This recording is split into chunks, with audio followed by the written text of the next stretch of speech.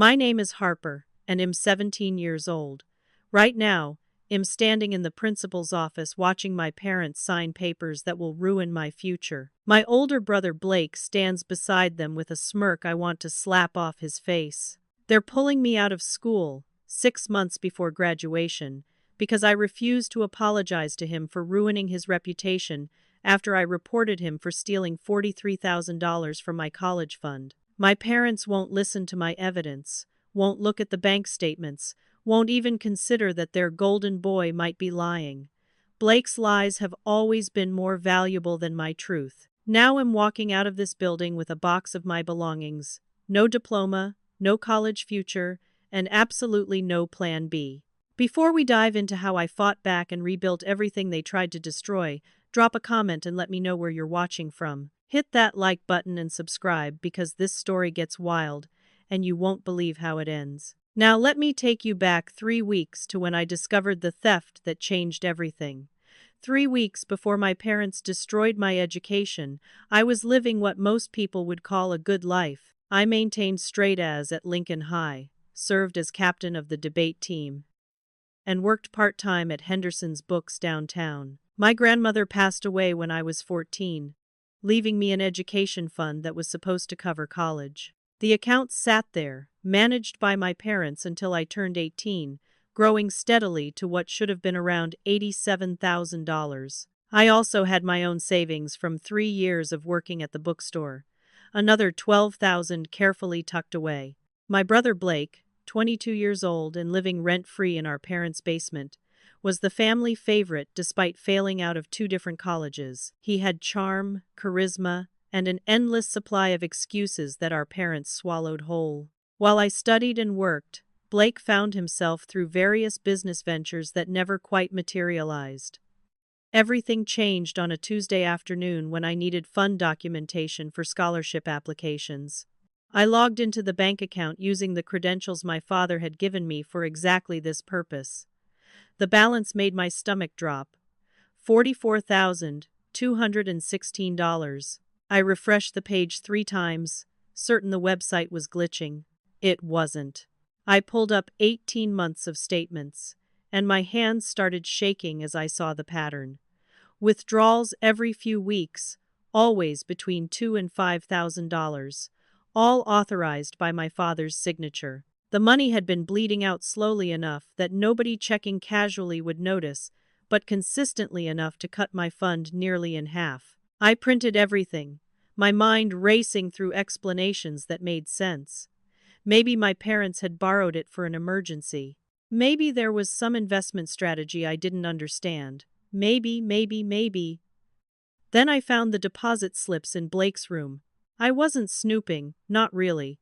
I'd gone in to borrow his phone charger like I'd done 100 times before, and there they were, scattered across his desk next to energy drink cans and cryptocurrency magazines. Each deposit slip matched a withdrawal from my account, down to the date and amount. My brother had been systematically stealing my inheritance for a year and a half, funding what he called his business venture, which from the papers I saw was some kind of cryptocurrency scheme. The rage that filled me was cold and clarifying. This wasn't a misunderstanding or an emergency loan.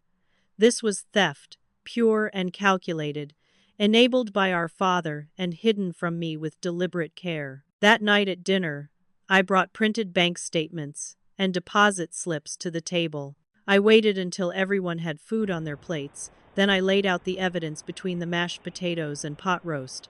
I need someone to explain why $43,000 is missing from my college fund, I said, keeping my voice steady, and why Blake has deposit slips matching every withdrawal. The reaction wasn't what I expected.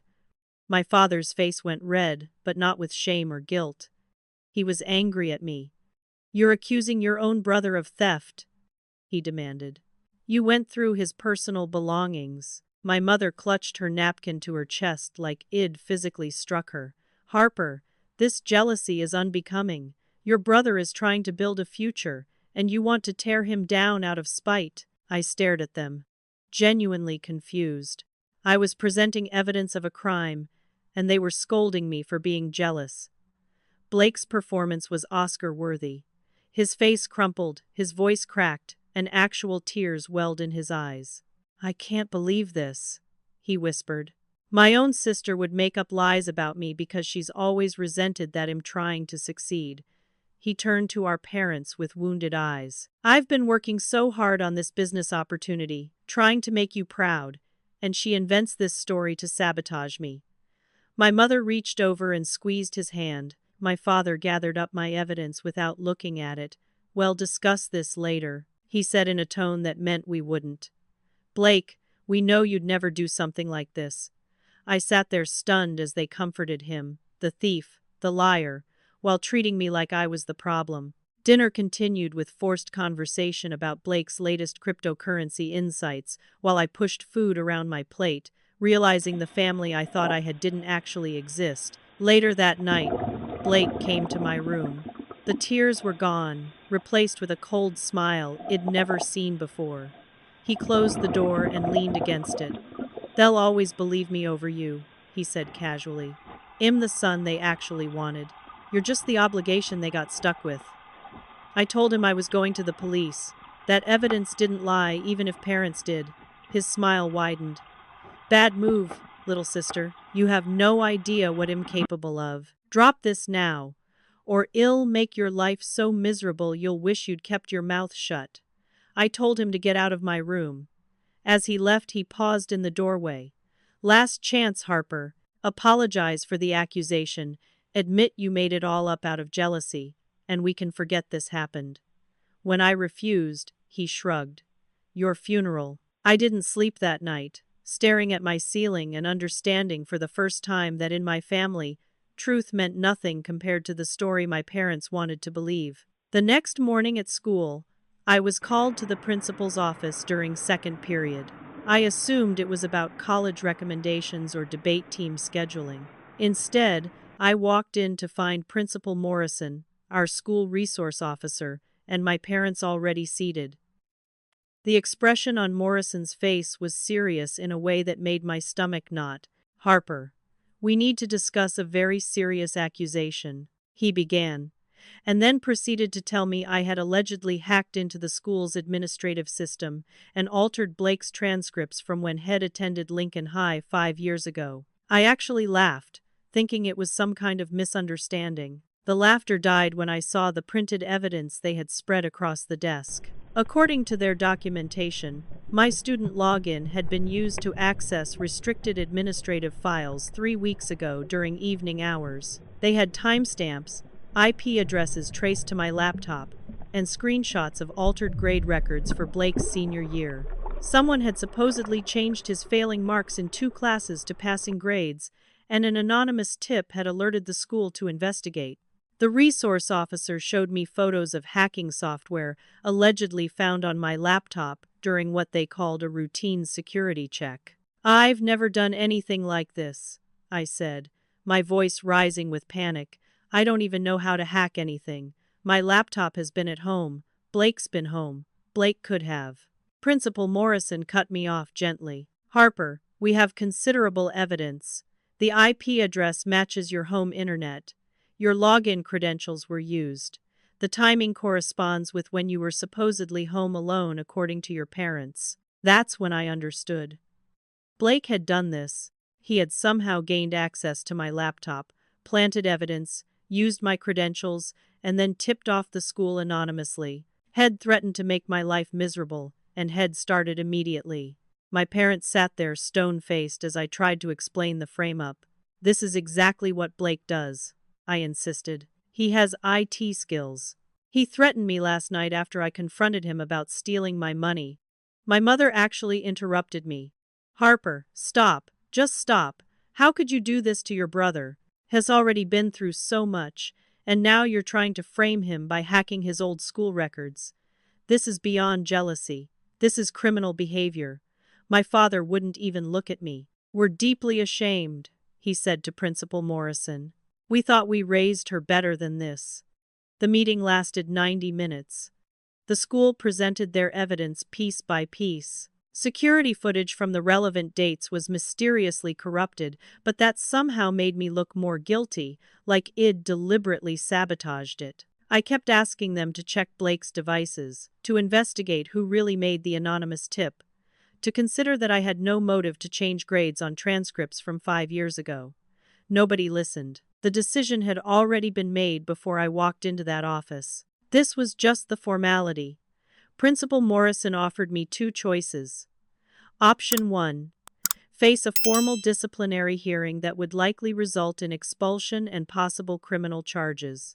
Option 2. Voluntary withdrawal from school with the incident noted as pending investigation, giving my family time to seek counseling and for me to reflect on my actions. My parents chose option 2 before I could even process the options. She needs time away from school to think about what family means, my father declared. Until Harper is ready to take responsibility for her actions, apologize to her brother for both the false theft accusations and this hacking incident, and commit to family therapy, we're withdrawing her from Lincoln High, my mother added, her voice dripping with disappointment. We hope this intervention helps her before she destroys her entire future. I looked at Blake's smirking face in the family photo on Morrison's desk and felt something harden inside me. This was a setup from start to finish, orchestrated by a brother who knew exactly how to manipulate our parents' blind favoritism. They wanted an apology. They wanted me to admit to crimes I didn't commit, to confess to jealousy I didn't feel, to validate their narrative that Blake was the victim and I was the troubled child acting out. I had one moment where giving in seemed easier. Just apologize, I thought. Say the words, get back to school, survive until graduation, and escape to college. But looking at that photo, at Blake's satisfied expression frozen in time, I couldn't do it. I won't apologize for telling the truth, I said clearly. I won't confess to hacking I didn't do. Blake stole from me, and then he framed me, and you're all helping him do it. The office went silent. My father stood up abruptly. Then we're done here, he said. My mother gathered her purse with shaking hands. Principal Morrison looked genuinely sad as he slid the withdrawal forms across his desk. My parents signed them without hesitation, pulling me out of school 6 months before graduation, destroying my transcript, and ruining my college applications, all because I wouldn't lie to protect their golden boy. The consequences came fast. That afternoon, my parents confiscated my car keys, my laptop, and my phone. I was forbidden from leaving the house except for my shifts at the bookstore, which I was only allowed to keep because my parents wanted the employee discount for Blake's business books. My bedroom door was removed to prevent further secretive behavior. Blake came and went as he pleased, making comments just loud enough for me to hear about how I should have kept my mouth shut. My parents communicated with me only to ask if I was ready to apologize yet. When I said no, they turned away like I hadn't spoken.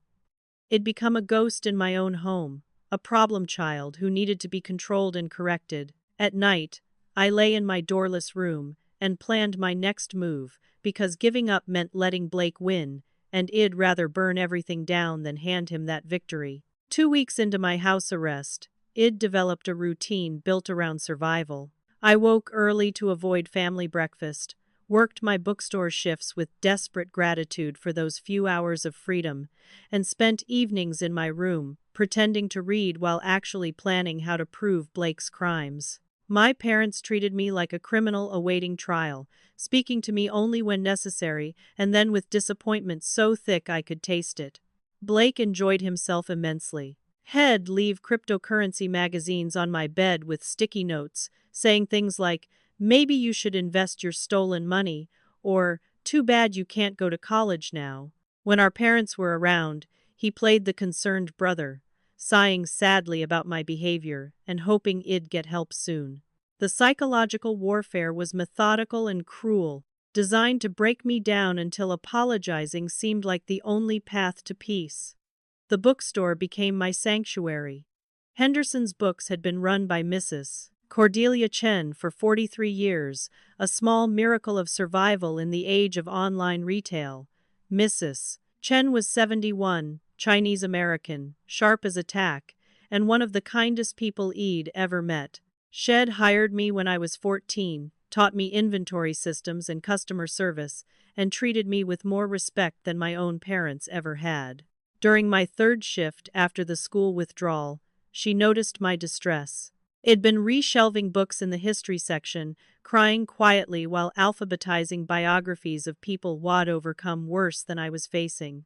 Mrs. Chen appeared beside me with 2 cups of tea and a box of tissues. "Tell me what's wrong, child," she said gently. "And don't say nothing. I've been watching people's pain for 7 decades. I know real suffering when I see it." I broke. Everything spilled out in the quiet of the history aisle. I told her about Blake's theft, the framed hacking charges, my parents' unwavering support of their lying son, the suspension from school, and the impossible choice between truth and peace. Mrs. Chen listened without interrupting, occasionally patting my hand as I cried through the worst parts. When I finished, she was quiet for a long moment. Then she said something I'll never forget. "I've seen many golden children in my years. They shine so bright they blind everyone around them, and while people stare at that shine, the golden child burns others for fuel.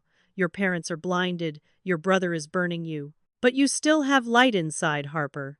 Don't let them extinguish it." She offered me use of the store's computer during my shifts to gather evidence, gave me a key to the back office, and told me I was welcome to stay late any time I needed space away from home. For the first time in weeks, I felt like someone was on my side. Over the next week, I used every spare minute at work to investigate. I dug into Blake's business online and discovered it was exactly what I'd suspected, a cryptocurrency pump and dump scheme. Had created online profiles promoting certain digital currencies, convinced people to invest, artificially inflated the price, then sold his holdings at peak value while everyone else lost money. I found complaint forums where at least 7 people had posted about being scammed by someone matching Blake's methods.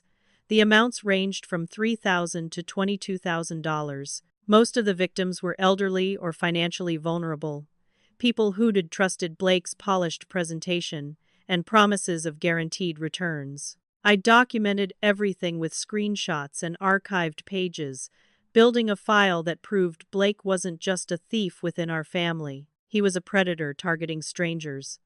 I also discovered evidence of his digital capabilities. Blake had a separate profile on freelance tech forums where he advertised services including security testing, which was code for hacking, data recovery, which meant accessing protected files, and social media management, which, based on the discussions, meant creating fake accounts and manipulating online presence. He had the skills to frame me easily. The evidence was clear. Blake had stolen my college fund to finance a scam operation, and when I'd confronted him, had used his technical abilities to destroy my credibility before I could expose him. It was calculated, methodical, and absolutely monstrous. I saved everything to a flash drive hidden in a hollowed-out book in the store's back office. Knowledge was power, and I was building an arsenal. Then came the third betrayal, and this one shattered something inside me I hadn't known was fragile. My best friend since childhood, Mallory Henderson, had been my constant companion through everything.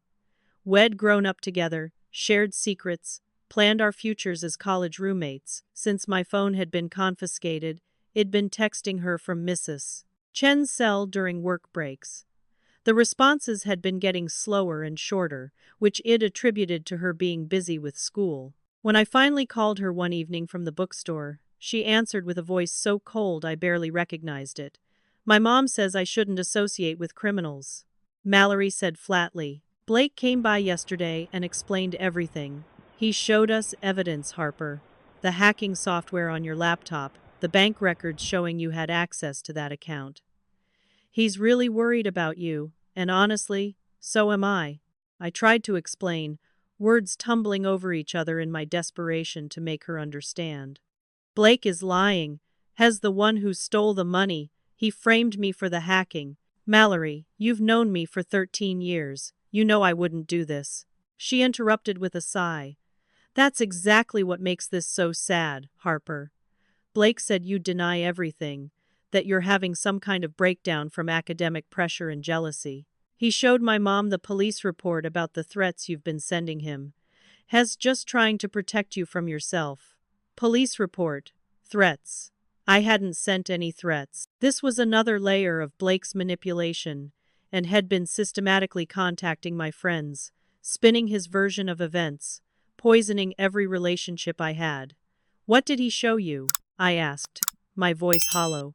Mallory listed the evidence: screenshots of threatening texts, supposedly from my number, documentation of the hacking incident, statements from my parents about my disturbed behavior. Blake had built an entire false case, and Shed believed it immediately.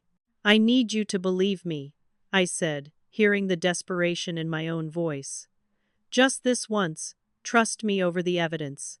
"Hez lying." There was a long pause. "I want to, Harper. I really do. But if you can't even admit you need help, then I can't be part of this." "I'm sorry," she hung up. I stood in the back office of Henderson's Books, holding Mrs. Chen's phone, and felt the last piece of my old life crumble away. Blake hadn't just stolen my money and my education. Had stolen my friendships, my credibility, my entire social existence. Over the next few days, I learned through overheard conversations and social media posts I viewed on the store computer that Blake had contacted all my close friends. Had played the concerned brother perfectly, showing just enough evidence to make his lies credible, expressing such worry about my mental state that people felt guilty doubting him. My entire friend group had turned against me, believing I was either a criminal or mentally ill, possibly both. The devastation was complete. I'd lost my family's trust, my education, and now my friendships. Blake had weaponized my entire life against me, and every person who should have believed me had chosen his polished lies over my messy truth. Some nights I'd sit in the bookstore after closing, drafting apology texts to my parents that I never sent. My thumb would hover over the send button while I imagined how easy it would be to just give up, admit to crimes I didn't commit, and return to some semblance of normal life. Mrs. Chen found me like that one night, phone in hand, tears streaming down my face. "The truth is worth fighting for, child," she said firmly. "Even when you fight alone, especially when you fight alone, that's when your character is forged." I put the phone down without sending the apology. Blake wanted me broken, had taken everything else, but he wouldn't take my integrity. I'd fight until I had nothing left, and then I'd find something more to fight with. Something shifted in me after that night in the bookstore. I stopped trying to prove my innocence to people who'd already decided I was guilty. Instead, I focused on building an airtight case that would expose Blake completely, even if it meant losing everything in the process. Mrs. Chen became more than an employer. She became a strategist, helping me organize evidence and think through next steps. "You need allies," she said one afternoon while we inventoried new shipments. "People with power or expertise you don't have. Find them." That advice led me to the second person who'd change everything. Jasper Torres was a regular customer, 25 years old, always buying books about investigative journalism, white-collar crime, and financial fraud. He came in 3 or 4 times a week, usually grabbing coffee at the shop next door and settling into our reading corner for hours. I'd chatted with him casually before, book recommendations and small talk, nothing substantial. That changed when he overheard me discussing Blake's cryptocurrency scheme with Mrs. Chen. I hadn't realized he was in the next aisle, and when he appeared around the bookshelf, I nearly dropped the box of books I was carrying. "I'm sorry for eavesdropping," Jasper said, "but did you say cryptocurrency pump and dump scheme? Because I'm actually investigating several cases exactly like what you just described." He introduced himself properly as a freelance investigative journalist who'd been tracking financial fraud targeting elderly victims for a piece he was writing. I was suspicious at first, burned too many times by people who seemed trustworthy, but Jasper showed me his credentials and draft articles. He was legitimate, and more importantly, he was interested. "This fits a pattern I've been documenting," he explained. "Young guy, charismatic, targets people through social media and online forums, promises guaranteed returns, then vanishes with the money. If your brother's doing what you say, he's exactly the kind of predator I'm trying to expose." We talked for 3 hours that night after the store closed, with Mrs. Chen making tea and occasionally interjecting with sharp observations. Jasper taught me how to properly document digital evidence, how to archive web pages before they could be deleted, how to build timelines that would hold up under scrutiny. He offered to help investigate in exchange for the story, assuming we uncovered enough to prove Blake's crimes. For the first time since this nightmare started, I had allies who believed me without reservation. Over the next 2 weeks, we built a case.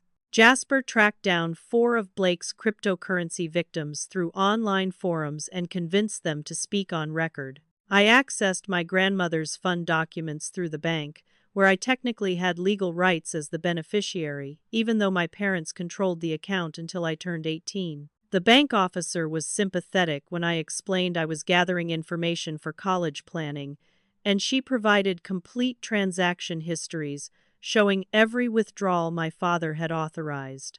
We created spreadsheets connecting Blake's deposits to the fund withdrawals, matching dates and amounts perfectly. We had blockchain records of his cryptocurrency trades, screenshots of his online profiles making false promises, and testimonies from people head scammed. The evidence was overwhelming, undeniable, and would destroy him completely when we released it. Then Blake escalated, and he escalated hard. I should have known Head been monitoring my activities somehow.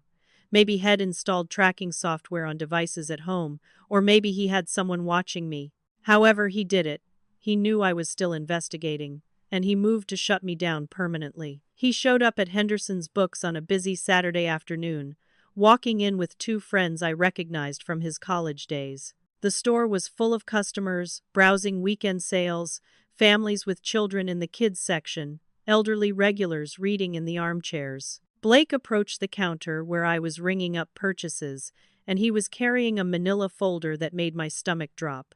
"Harper," he said loudly enough for everyone nearby to hear, "we need to talk about your harassment campaign against me." I told him to leave, that he wasn't welcome. He ignored me and opened the folder, spreading papers across the counter so customers could see. "These are threatening messages my sister has been sending me," he announced to the store at large. "Death threats, actually. She's been stalking me online, creating fake accounts to harass me, and I've finally had enough." The papers showed screenshots of vicious messages supposedly sent from accounts linked to me. Things like, "You'll pay for what you did, and I know where you sleep at night," and worse. My hands shook as I looked at them. It never sent anything like that. Blake had created everything, manufacturing evidence of harassment to justify his next move. "I've filed for a restraining order," Blake continued, his voice carrying that perfect note of wounded sadness Head perfected. "I love my sister, but she's become dangerous. Our parents are terrified. The police have been very supportive." Mrs. Chen appeared from the back office, her tiny frame radiating fury. "Young man, you will leave this store immediately, or I will call the police myself." Blake gave her a condescending smile. "Mrs. Chen, I know Harper works for you, and am sure she's told you all kinds of stories about me. But I have evidence of her instability. She needs professional help, not people enabling her delusions." Customers were staring. Some had their phones out, recording. I could see the judgment in their eyes, the way they'd stepped back from the counter, putting distance between themselves and the dangerous girl who sent death threats to her own brother. The humiliation burned through me like acid. Blake had orchestrated this public scene perfectly, timing it for maximum witnesses, presenting his manufactured evidence to people who didn't know me well enough to doubt him. Head turned my workplace into another crime scene where I was the perpetrator. After he finally left, taking his folder of lies with him, several customers left without buying anything. One regular actually told Mrs. Chen she'd be shopping elsewhere until that situation is resolved. I wanted to scream, to chase after Blake and physically attack him, to burn the entire world down. Instead, I finished my shift with robotic precision, while Mrs. Chen assured departing customers that everything was fine. "Yes, we have a difficult situation. Yes, we're handling it appropriately." That evening, Mrs. Chen locked the doors early and sat me down in the back office. "Has going to keep escalating," she said. The restraining order hearing will be soon. You need a lawyer." I laughed bitterly. I had $217 to my name, no access to my college fund, and no parents willing to help. I couldn't afford a lawyer. I couldn't afford anything. Jasper, who'd been waiting to discuss our investigation, pulled up information on his laptop about representing yourself in restraining order hearings, about legal aid organizations, about pro bono attorneys who might take my case. But we all knew the truth. Blake had money, parental support, manufactured evidence, and a gift for playing the victim. I had the truth, 2 allies, and nothing else. The restraining order hearing was scheduled for the following week, and I was going to face it alone against a system designed to believe whoever sounded most credible. Blake had spent 22 years perfecting that skill. Id spent 17 believing honesty mattered.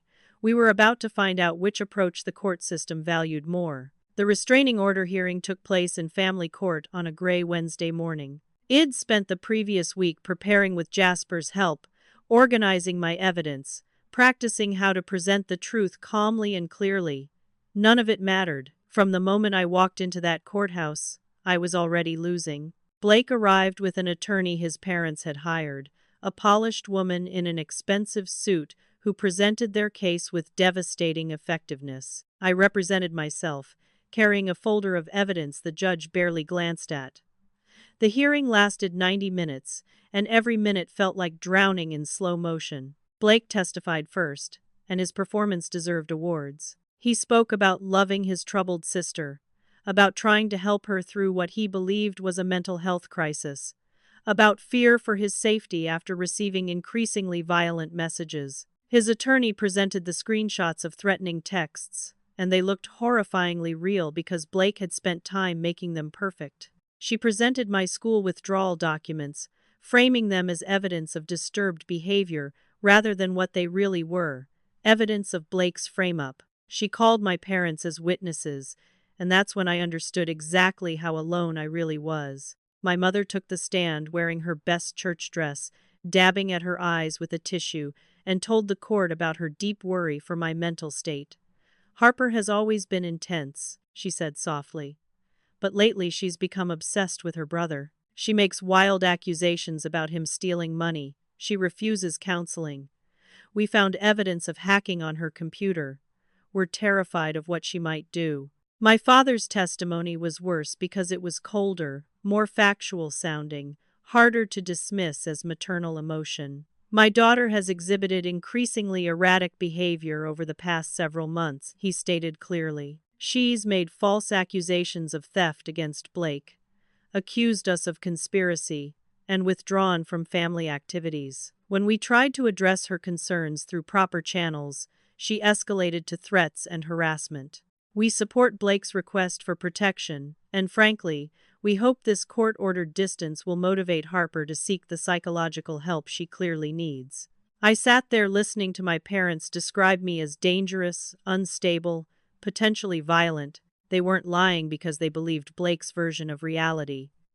They'd fully bought into the narrative that I was the problem and Blake was the victim trying to help. When it was my turn to testify, I tried to present my evidence about the stolen college fund, about Blake's cryptocurrency scam operation, about how Head framed me for hacking. The judge, a tired-looking man, probably near retirement, cut me off repeatedly. "Miss Harper, this hearing is about alleged threats and harassment, not financial disputes. Do you have evidence specifically relating to whether you've contacted your brother inappropriately?" I tried to explain that the threatening messages were fabricated, that Blake had the technical skills to create fake evidence, that everything Head presented was part of a pattern of manipulation. I sounded desperate, emotional, exactly like someone who was guilty and scrambling for excuses. Blake's attorney objected to nearly everything I said, and the judge sustained most of the objections. My folder of evidence sat unopened on the table in front of me, irrelevant to a proceeding that had already reached its conclusion before Id said a word. The ruling came quickly. Temporary restraining order granted, effective immediately. I could not come within 500 feet of Blake. I could not contact him directly or through third parties. I could not post about him on social media. Violation would result in arrest and criminal charges. The judge suggested family counseling, which made me want to laugh hysterically because my family had just testified against me in court. As I processed what this meant, the full implications hit me like a physical blow. Blake lived at our parents' house. I'd been staying there. The restraining order meant I could not return home. At 17 years old, I'd just become legally homeless, and my parents didn't say a single word of protest. They gathered their coats, thanked Blake's attorney, and walked out of the courthouse without looking at me once. Blake paused on his way out, leaning close enough that only I could hear. "Told you it'd make your life hell," he whispered. "This is just the beginning." I sat in that courtroom for 20 minutes after everyone left, staring at the legal order that had just destroyed what remained of my life. No home, no family, no money beyond a couple $100s, no clear path forward. Mrs. Chen found me there, having closed the bookstore to attend the hearing and support me even though she couldn't testify. She took one look at my face and pulled me into a hug that broke something open inside me. I cried in that courtroom while she held me, grieving for the family I'd lost and the future that kept shrinking. When I could finally speak, I asked the question I'd been avoiding. "Can I sleep in the bookstore storage room? Just temporarily, until I figure something out." Mrs. Chen pulled back and looked at me with fierce determination. "You can stay as long as you need. The storage room has space. Well, make it work." That night, I moved what few belongings I had into a space above Henderson's books, surrounded by boxes of books and the kindness of an elderly woman who owed me nothing but gave me everything. The storage room became home. Mrs. Chen helped me set up a cot, gave me blankets from her own house, brought me toiletries and food. She refused any discussion of rent. "You work for me. You help customers. You organize inventory. This is compensation," she insisted. I worked full-time at the bookstore for minimum wage, every penny going toward survival. The city bus system became my transportation. I showered at the public gym, 2 blocks away, using a month-to-month membership I could barely afford. My entire life fit into 2 backpacks and a small suitcase. I was 17 years old, living above a bookstore, estranged from my family, legally prohibited from going home, and watching college application deadlines approach with no way to meet them. This was rock bottom, or so I thought. Then Blake executed his 5th attack, and I discovered rock bottom had a basement. 2 weeks after the restraining order hearing, police officers appeared at Henderson's books during the morning rush. I was helping a customer find a specific cookbook when they approached the counter and asked for Harper Sinclair. My stomach dropped. "I'm Harper," I said quietly. The older officer, a woman with gray hair and kind eyes, looked genuinely regretful. "We need you to come to the station to answer some questions about a theft report filed against you." Blake had gone to the police and claimed I'd stolen money from him. Had used my grandmother's fund as evidence, presenting the same account I'd caught him draining, but flipping the narrative completely. In his version, I had access to family accounts and stole $43,000, which he could prove through bank records. He had documents showing him as a co-beneficiary of the fund, papers I'd never seen before with what had to be forged signatures. The police station experience was surreal and humiliating. I was photographed, fingerprinted. My information entered into their system like I was an actual criminal. They took my fingerprints, those ink-stained impressions of my identity now filed away in databases. A detective interviewed me for over an hour, asking about my access to the account, my relationship with Blake, why I'd been withdrawn from school, whether I'd been diagnosed with any mental health conditions. I tried to explain about the theft, about Blake's scam operation, about how this was retaliation for exposing him. The detective was skeptical. "Your brother presented documentation showing he's a legitimate beneficiary of this fund. He has a stable home, your parents' support, and no criminal record. You have a restraining order against you, you've been withdrawn from school under disciplinary circumstances, and you're currently homeless. Help me understand why I should believe your version over his." I couldn't answer that. Everything Blake had engineered made him look credible and me look desperate. The evidence didn't matter when the context had been so thoroughly manipulated. After 3 hours, they released me with a warning that I was under investigation for grand theft. If charges were filed, I'd face arrest and prosecution. Walking out of that police station, I felt the weight of Blake's strategy fully.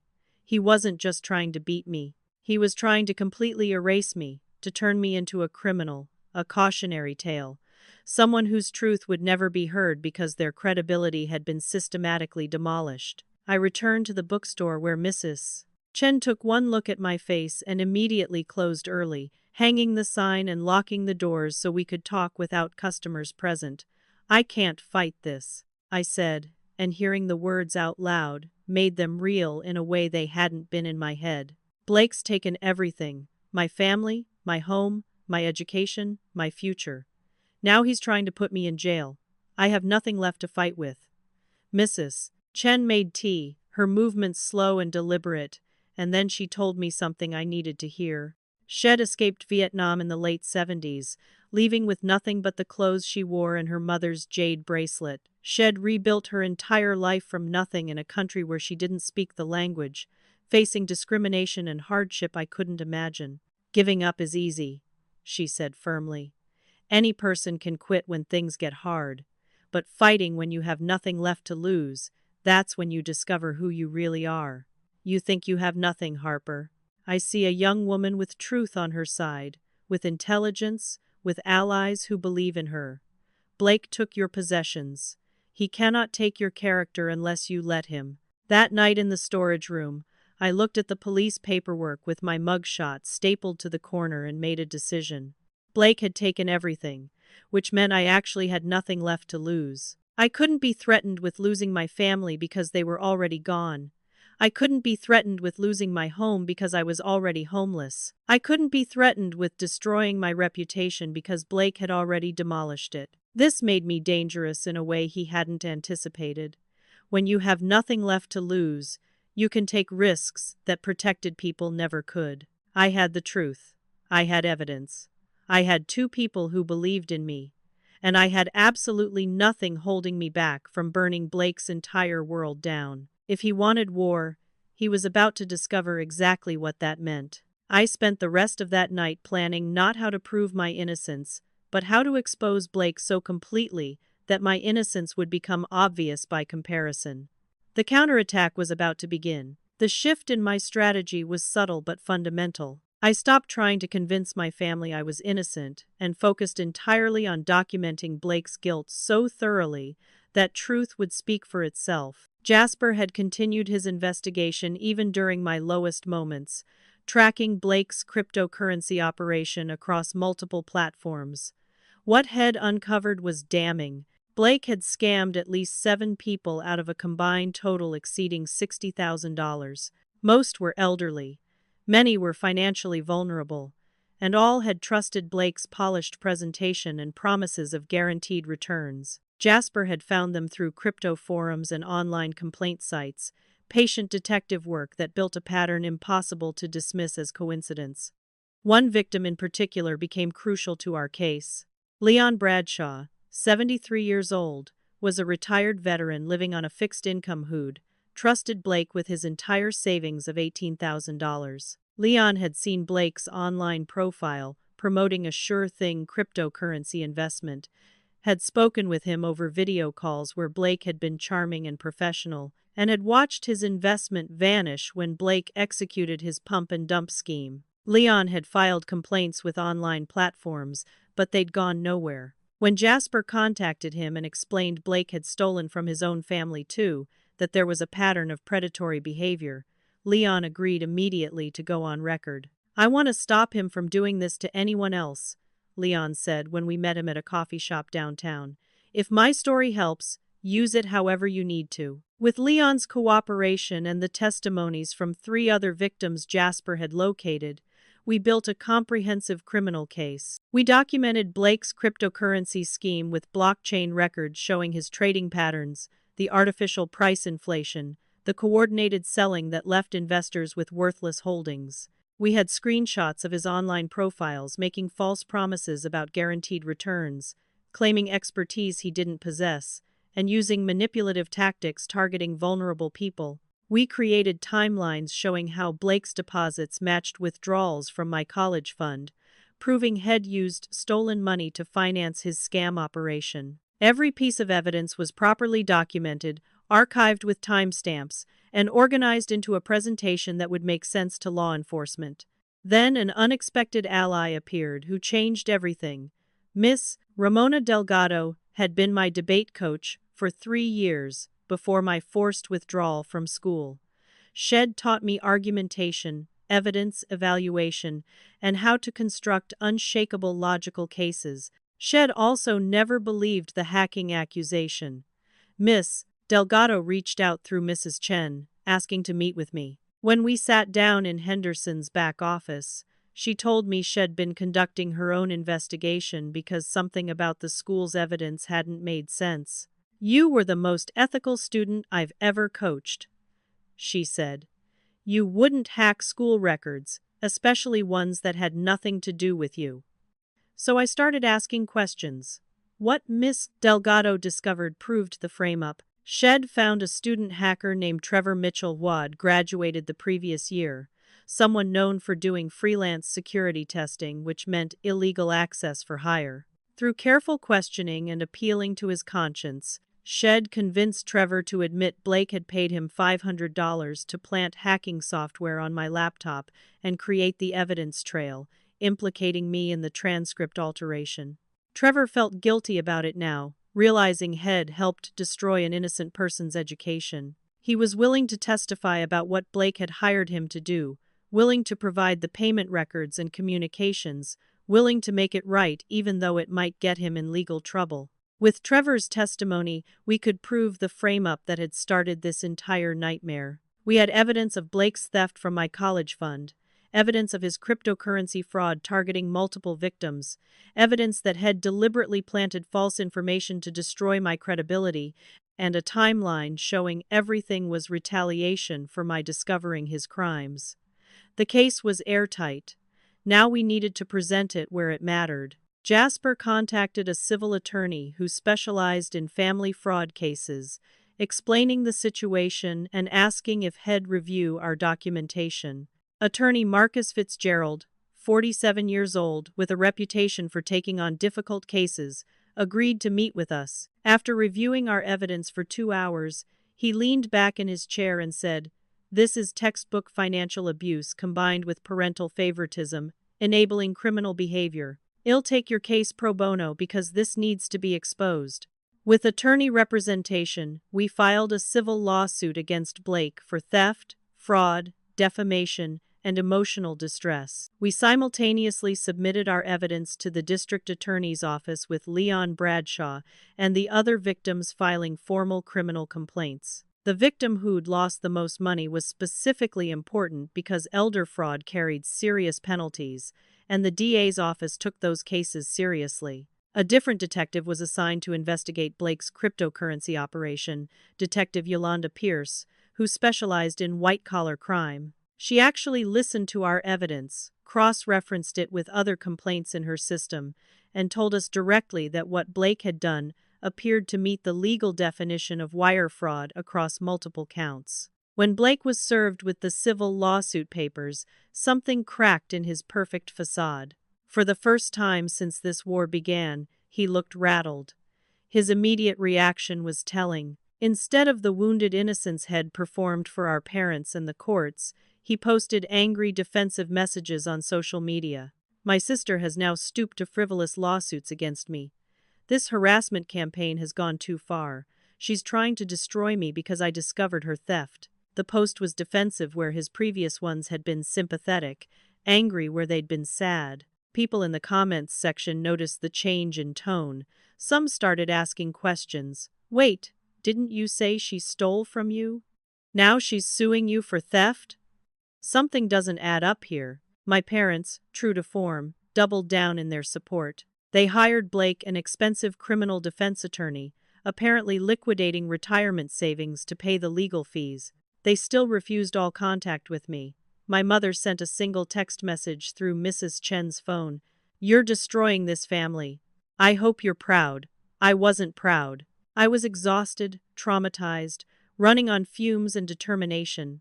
But I was also watching Blake's perfect image develop cracks, and that kept me going. The civil suit discovery process forced Blake to turn over financial records he'd kept hidden. The subpoena was legally binding. He couldn't refuse without being held in contempt. Slowly, methodically, we were pulling back the curtain on his lies. The deposition was where Blake's mask truly slipped. Attorney Fitzgerald was brilliant, asking questions that seemed casual but were meticulously designed to expose inconsistencies. Blake's story about the college fund had holes. He couldn't explain why he'd need to make multiple withdrawals over 18 months if he was a legitimate co-beneficiary with legal access. He couldn't provide clear documentation of what the money had been used for, offering vague answers about business investments that changed with each question. When Fitzgerald asked about the cryptocurrency operation, Blake got defensive, then angry, claiming it was a legitimate business that had simply experienced market volatility. Those people knew the risks, he snapped. If they lost money, that's their problem for making bad investment choices. The most damaging moment came when Fitzgerald asked about me directly. Did you or did you not tell your father that Harper didn't need to know about your grandmother's full estate because you'd handle it? Blake's face went red. That's taken out of context, he said. Then provide the context. Fitzgerald replied calmly. Blake stumbled through an explanation that made no sense, contradicting things he'd said earlier in the deposition, clearly lying in real time. The court reporter captured every word, every contradiction, every angry outburst that revealed Blake's true personality behind the charming mask. By the end of the 6-hour deposition, Blake looked like exactly what he was, a con artist losing control of his con. Document discovery produced the evidence that would ultimately destroy Blake completely. Hidden in his financial records were text messages with our father that exposed a conspiracy I hadn't fully understood. They'd been discussing our share of my college fund. Father had written, "Harper doesn't need to know about the full estate yet. Well, handle it appropriately." Blake had responded, "Once I get full control of her fund, we split it 3 ways like we agreed. She's too focused on school to notice what's happening." There were dozens of messages showing coordination between Blake and both parents to systematically drain my inheritance while keeping me ignorant of the full scope of what I was owed. My grandmother's will, when finally located and reviewed, showed the fund was just one part of a larger estate worth over $400,000. If the fund was mismanaged, the will stated everything would go directly to me. My parents had been hiding this from me while conspiring with Blake to steal as much as possible before I turned 18 and could claim my full inheritance. The media story dropped on a Tuesday morning, and it detonated Blake's carefully constructed reputation like a bomb. Jasper's investigative piece ran in a prominent regional online publication with the headline, "Golden Child Syndrome: How Family Favoritism Enabled a Cryptocurrency Fraud Scheme." While Jasper used pseudonyms to protect privacy, anyone in our community would recognize the details. The article was meticulously researched, including interviews with scam victims who described Blake's manipulation tactics, evidence of the pump and dump scheme with blockchain receipts proving coordinated fraud, and a timeline showing how Head framed his own sister to cover his crimes. Jasper had woven together a narrative that was compelling and undeniable, backed by the kind of documentation that made denial impossible. The community response was immediate and intense. The article was shared hundreds of times within the first day, picked up by local news outlets, discussed on community forums. Blake's social media, which had been full of supportive comments when he was playing the victim, suddenly filled with critical questions. "Did you really steal from elderly people?"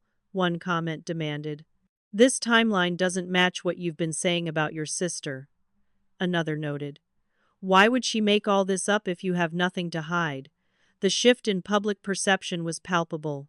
People who'd believed Blake's version without question started examining the evidence, and once they looked closely, his story fell apart. My former friends began reaching out with apologies that ranged from genuine to self-serving. Mallory sent a long message through Mrs. Chen's phone, explaining she'd believed Blake, because the evidence had seemed so convincing, but after reading Jasper's article and actually examining the timeline, she realized she'd been manipulated. "I should have believed you," she wrote. "I've known you since we were 4 years old. I should have trusted that over screenshots and police reports. I'm so sorry, Harper. I failed you when you needed me most." Some of the apologies I accepted. Others I didn't. Trust, once broken so completely, doesn't repair just because someone realizes they were wrong. But it felt validating to watch people understand they'd been fooled.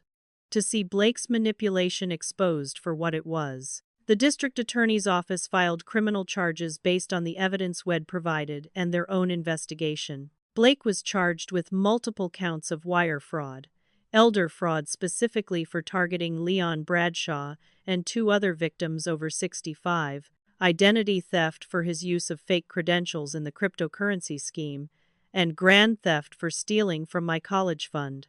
The charges carried potential sentences ranging from probation to 15 years in prison depending on how the case proceeded. This was real, serious legal jeopardy that even my parents' money couldn't easily dismiss. Blake hired an expensive criminal defense attorney, but the evidence was overwhelming, documented across multiple platforms, corroborated by victim testimony, and blockchain records that couldn't be explained away. Meanwhile, the school district launched its own investigation based on Trevor Mitchell's confession about being paid to frame me. Principal Morrison called me personally to apologize, his voice heavy with regret. "We should have looked more carefully at the evidence before making decisions that affected your education so dramatically. The district is prepared to formally exonerate you, correct your records, and offer immediate re-enrollment if you'd like to complete your senior year." The vindication felt hollow after everything I'd lost, but I accepted because I needed that diploma and proper transcripts for college. The school issued a public statement acknowledging the investigation had been flawed, that I'd been wrongly accused, and that my withdrawal was being reclassified as a family emergency leave rather than disciplinary. My transcript was corrected, showing honor roll status right up until the forced withdrawal. The education I thought was gone forever suddenly became recoverable. Blake's 7th attack came from pure rage and desperation rather than calculated strategy. The morning after Jasper's article published, Blake showed up at Henderson's Books screaming. He burst through the door during morning opening, his face red, his voice carrying through the entire store. "You think you've won?" he yelled at me while I stood frozen behind the counter. "I'll ruin you. I'll destroy everything you have left. You're nothing without this family." He advanced toward the counter, and for the first time, I saw actual physical threat in his posture. "Mrs. Chen appeared from the back room and immediately called the police while Blake continued his tirade, calling me names I won't repeat, making threats about what he'd do to me, completely losing control of the charming mask head worn for so long. The police arrived within 6 minutes, and Blake's behavior gave them no choice but to arrest him for violating the restraining order that actually ran both directions after the court proceedings. He was handcuffed in front of the morning customers, still yelling threats as they walked him out. The arrest was documented, photographed by witnesses, and reported in the local news because Blake was now a public figure due to the fraud case. The optics were devastating for him. The golden boy being arrested for threatening his sister at her workplace, the same sister had claimed was the dangerous one, the same sister whose restraining order against him had just violated. My parents bailed him out immediately, but the damage was done. Anyone still inclined to believe Blake's version of events now had video evidence of him losing control, threatening violence, behaving exactly like someone with something to hide. For the first time since this nightmare began, I saw doubt in my mother's face when she called Mrs. Chen's phone asking to speak with me. Her voice was uncertain, stripped of the self-righteous anger that had characterized every previous interaction. "Harper, did Blake really take money from those elderly people? Did he actually plan all of this?" I was so tired of explaining, so exhausted from repeating truth to people who'd chosen comfortable lies. "Read the article," I said flatly. "Look at the evidence. It's all documented with sources and records. Then decide whether you believe me or whether you believe the son you've been protecting while he destroyed lives." There was a long silence on the phone. I don't know what to believe anymore, she whispered. Everything is falling apart. I felt no satisfaction in her confusion, no triumph in her doubt. You chose this, I told her. You chose to believe him over me every single time. Now you have to live with what that choice enabled. She hung up without responding, and I went back to shelving books, feeling nothing but emptiness where family connections used to be. The criminal case moved forward with the efficiency that comes from overwhelming evidence. Blake's defense attorney attempted various strategies, trying to paint the cryptocurrency losses as legitimate business risks, arguing Blake had believed his investment advice was sound, suggesting the victims had been sophisticated enough to understand the risks. None of it held up against the documentation showing deliberate pump-and-dump tactics, false credentials, and promises of guaranteed returns that Blake knew were impossible to deliver. The wire fraud charges were particularly damning because they involved provable misrepresentation across state lines using electronic communication. This wasn't gray area business dealing. This was textbook criminal fraud. The prosecution offered Blake a plea deal: admit guilt to reduce charges, serve a minimum of 2 years in prison, repay all victims including me in full, and cooperate with ongoing investigations into similar cryptocurrency schemes. It was a generous offer considering he faced up to 15 years if convicted on all counts at trial. Blake refused. He still believed he could charm a jury, could present himself as the real victim of a vindictive sister and misunderstanding investors. His attorney reportedly advised him to take the deal, warning that trials are unpredictable and the evidence against him was substantial. Blake's ego wouldn't allow acceptance. He'd spent his entire life convincing people he was special, above consequences, deserving of benefit and doubt. He couldn't conceive of a jury seeing through him the way I had. My parents' support continued in ways that revealed the depths of their delusion. They hired expensive expert witnesses to testify about cryptocurrency market volatility, character witnesses to speak about Blake's good nature, and communications consultants to help craft his public image.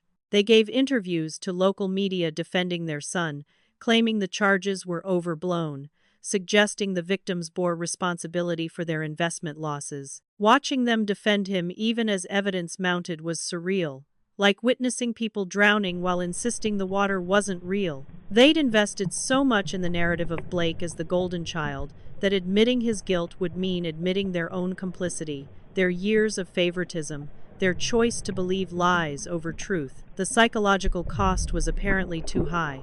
Then the final, most devastating betrayal was fully exposed through discovery in the civil case. Among Blake's seized documents were text message chains with our father that revealed a conspiracy far worse than I'd imagined. This wasn't just parents believing their son. This was active coordination to steal my inheritance. Father's messages were calculated and cold. Harper doesn't need to know about the property portion of the estate. Well, handle that quietly after the fund is distributed. She'll be focused on college and won't ask questions. Blake responded, perfect.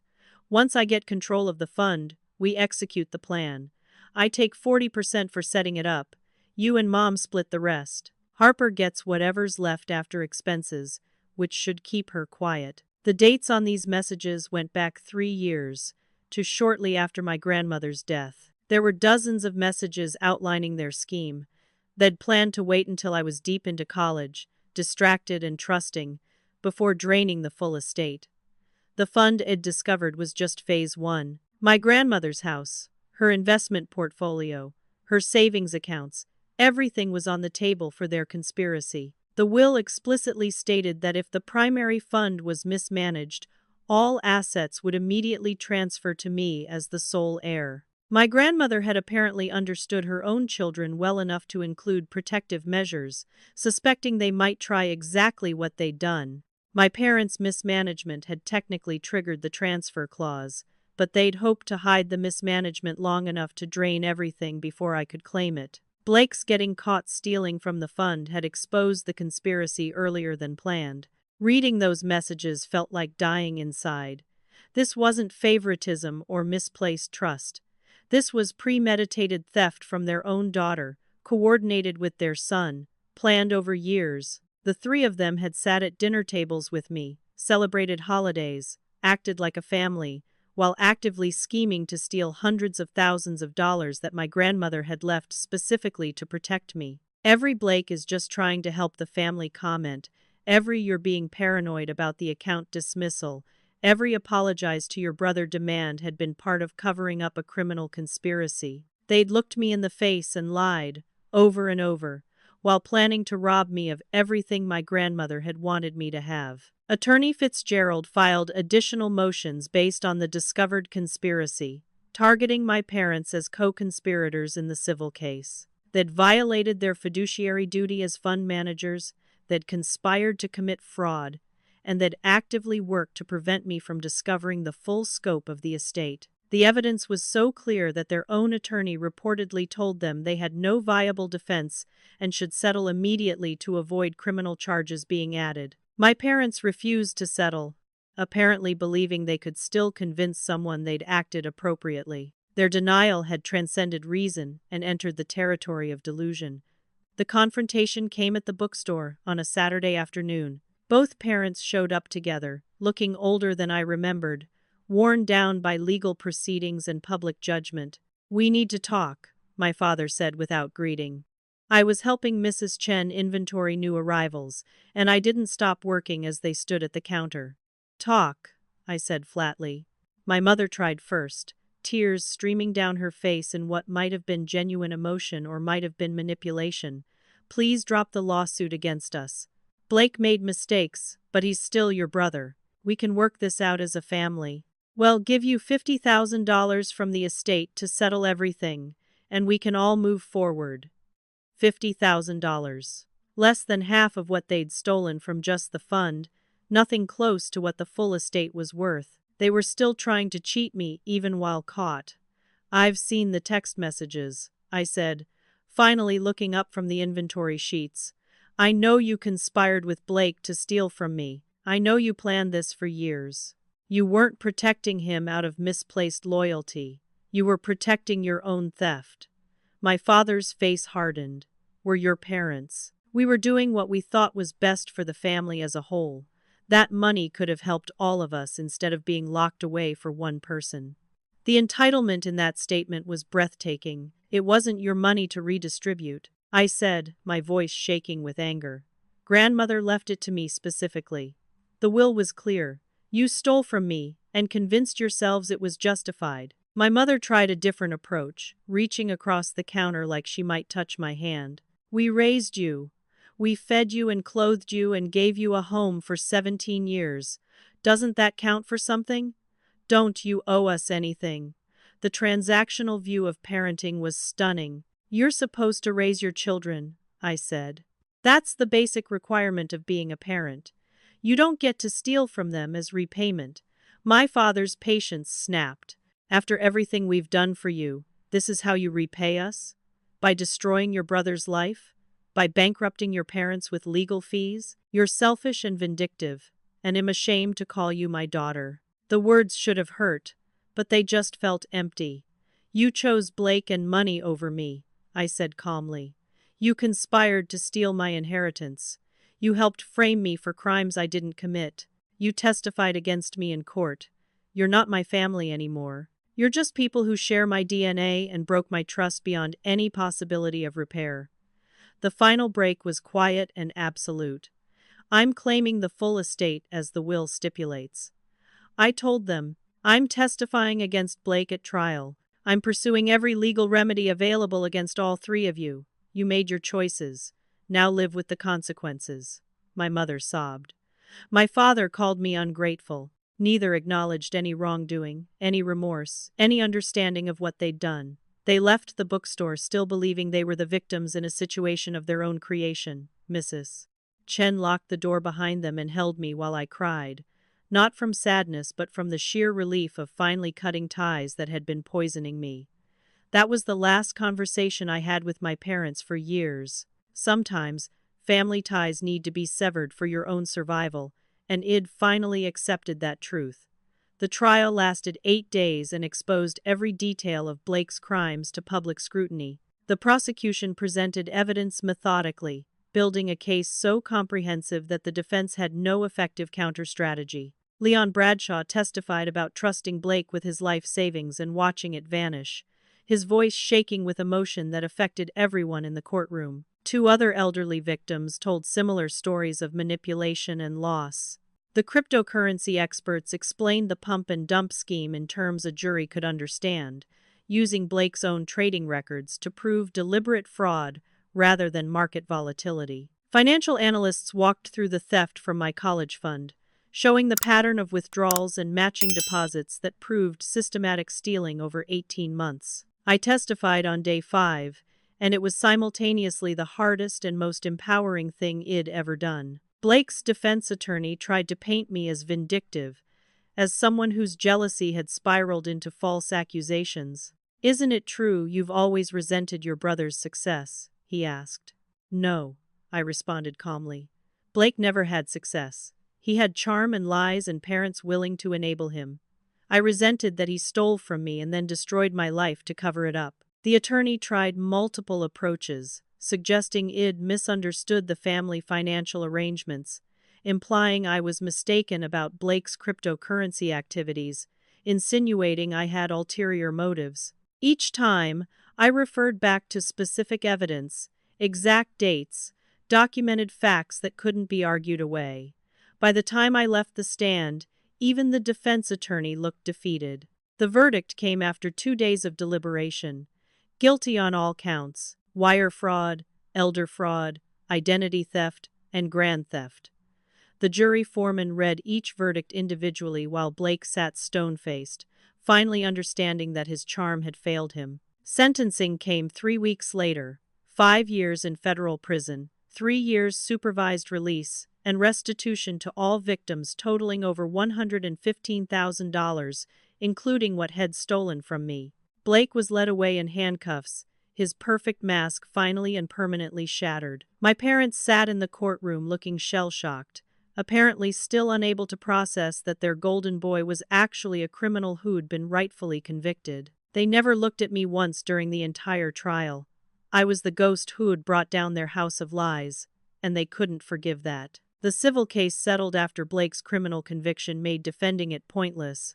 I was awarded the full amount stolen from my fund, plus damages for defamation and emotional distress. Blake had no money to pay immediately, so the judgment attached to any future earnings, meaning garnishment, would follow him for decades. More importantly, I'd received public vindication. Every person who'd believed Blake's lies about me now understood the truth. The court had officially declared I was the victim and he was the criminal. No amount of money could undo the trauma, but vindication helped close some of the wounds that betrayal had opened. The inheritance case concluded with the court granting me full control of my grandmother's estate as her will mandated. My parents challenged it, arguing they'd managed the funds appropriately despite the obvious evidence of conspiracy.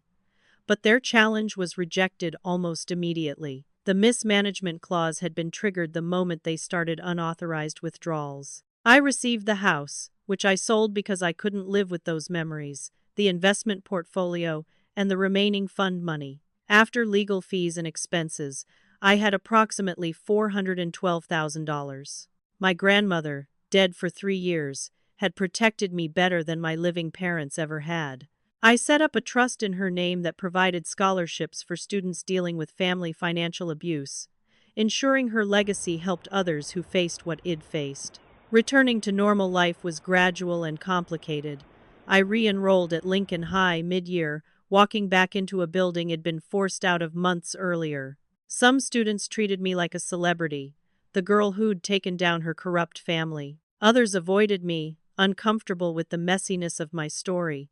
I didn't care about either reaction. I focused on grades, on debate team, on rebuilding the academic record that would get me into college. I graduated with honors despite missing half of senior year, my transcript showing resilience that admissions officers valued. My college essay was about truth-telling and the cost of integrity, about choosing what's right over what's easy. I was accepted to 6 universities with full scholarship offers. I didn't need the money anymore, but the validation mattered deeply. Some friendships were salvageable, others weren't. Mallory and I rebuilt trust slowly, acknowledging the relationship would never be what it was but could become something new. Shed failed me when I needed her, and we both had to live with that reality. Other friends who'd abandoned me never reached out or offered superficial apologies I didn't accept. I learned to value quality over quantity in relationships, to trust carefully and protect my peace fiercely. The friends who remained were people who'd proven themselves through crisis, not just easy times. That was worth more than any number of fair-weather companions. My parents made one attempt at reconciliation a year after Blake's conviction. My mother sent a letter to Mrs. Chen's bookstore, knowing I'd receive it there. The letter was 6 pages of justification disguised as apology, explaining how they'd truly believed they were acting in the family's best interest, how Blake had deceived them too, how they hoped we could move past this difficult period and rebuild our relationship. The letter never once said, "I'm sorry for stealing from you," or "I'm sorry for helping frame you," or "I'm sorry for choosing money over your well-being." It was an apology that apologized for nothing while asking for everything. I read it once, then burned it in the alley behind the bookstore. Some relationships are too broken to repair, and forcing reconciliation only reopens wounds that need to scar over. I stayed working at Henderson's Books through college, and my relationship with Mrs. Chen deepened into something like family. She taught me the business side of running a bookstore, shared stories from her life, became the grandmother figure I'd lost. When I turned 20 and expressed interest in eventually owning the store, she offered to sell it to me at a significant discount, structuring payments I could afford while finishing my degree. Henderson's Books became mine 2 years later, and I transformed it into more than a retail space. I added a community center component with resources for people dealing with family financial abuse, offering free consultations with attorneys and financial advisors, hosting support groups for people estranged from families. The bookstore became a safe space for people healing from betrayal, and that work gave my suffering purpose. College was transformative. I attended a prestigious university 4 hours from home, far enough for distance but close enough to manage the bookstore. I studied law with a focus on family advocacy and elder protection, planning to become the kind of attorney who'd helped me. My story became a case study in some of my classes, examined from legal and psychological perspectives. Professors pointed to my case as an example of how family favoritism can enable criminal behavior, how golden child syndrome can create monsters, how important it is to believe victims even when their stories seem unbelievable. Being a case study was strange, but it meant my experience was teaching others, potentially preventing future tragedies. The healing wasn't linear or easy. I started therapy to process the trauma of family betrayal, abandonment, and systemic gaslighting. Some days I was angry at my parents with a fury that scared me. Other days I grieved the family I'd thought I had, mourning people who were still alive but lost to me. Gradually, with help, I learned that healing doesn't mean forgetting or forgiving. It means integrating the experience into your identity without letting it define you completely. I'd been betrayed by the people meant to protect me, but it also survived, fought back, and built something meaningful from the ruins. Both things were true, and both shaped who I was becoming. 4 years after being pulled out of school in that principal's office, I graduated from university with highest honors. Mrs. Chen attended, wearing her best dress and crying proudly. Jasper came with his partner, bringing flowers and congratulations. Several professors attended, invested in my success. Mallory was there, our friendship rebuilt enough that her presence felt right. My chosen family celebrated my achievement. These people who'd believed in me when my blood family had abandoned me. I received an award for advocacy work, having used my experience to raise awareness about family financial abuse and the unique challenges of family estrangement. My graduation speech was about resilience. When your family won't stand up for truth, you stand up for yourself. When they tear you down, you build yourself back stronger. When they choose comfortable lies over uncomfortable truth, you choose integrity anyway. The letter from my mother arrived 3 days after graduation. This one was different, shorter, less justification, and more actual acknowledgement. "I see now what we did to you," she wrote. "Blake manipulated us, but we chose to be manipulated because believing him was easier than facing our own failures as parents. We enabled his crimes. We betrayed you. We chose money and comfort over your well-being. I understand if you never forgive me, but I needed you to know that I finally see the truth, and am ashamed." She asked if we could talk, not to reconcile necessarily, but to try understanding. I kept the letter but didn't respond immediately. Some wounds need more time, and I wasn't ready. Maybe someday I would be, maybe I wouldn't. Either choice was valid. At 21, I stood in my bookstore early one morning before opening, looking at the wall where Eid hung photos of my chosen family. Mrs. Chen laughing at the register, Jasper presenting me with the first published article that had changed everything, Miss Delgado at my graduation, Attorney Fitzgerald shaking my hand outside the courthouse. There were no photos of my parents or Blake. I'd made peace with that absence. They'd wanted me to apologize for telling the truth, to admit to crimes I didn't commit, to choose family harmony over personal integrity. Instead, I'd built an entire life on truth, on fighting for what was right, even when it cost everything. The cost had been devastating, but what I'd gained was worth more than what I'd lost. Blake remained in federal prison, due for release in 3 years with good behavior. Heads sent letters periodically, each one demanding forgiveness while taking no real responsibility, still playing victim even from behind bars.